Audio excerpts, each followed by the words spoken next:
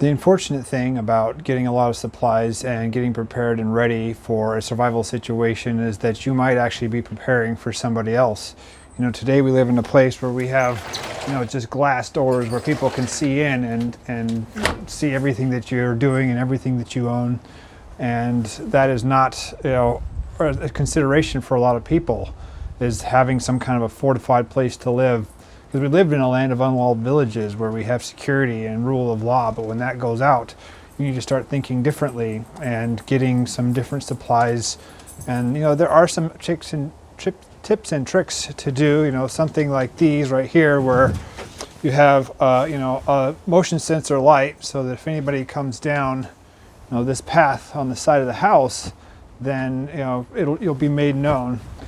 But also you need to think about, getting a firearm. And we don't really want to, encourage violence, but after law and order shuts down, violence is just something that's going to happen. Because if you're starving to death and your kids are starving to death and you see that your neighbor's, fat and happy, your morality might go out the window. And a lot of people I've talked to, like, that is their first response, is getting guns and taking from their neighbors. And I'm doing everything I can to help people avoid that, but it's just the reality. And unfortunately, we're never going to live in a society where guns aren't needed and self-preservation and security are not important. And so that's just something that you really need to consider. And you also need to get some training.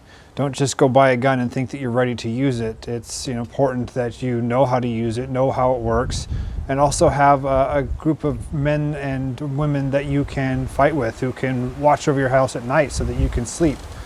And if you're the only one doing that, working all day and watching all night, then you're going to burn out really fast and you're going to lose everything.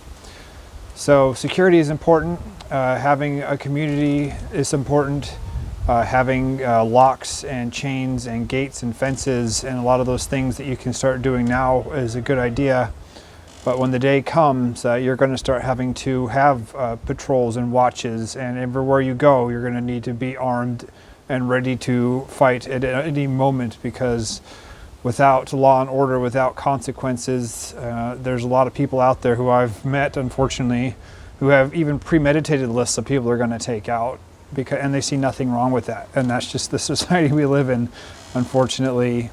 So please consider this, protect what you have, and but also don't think that that's your first resort. A lot of people think the end of the world, they look forward to the chaos and the lawlessness and the anarchists that are destroying cities right now. They're already getting to that point.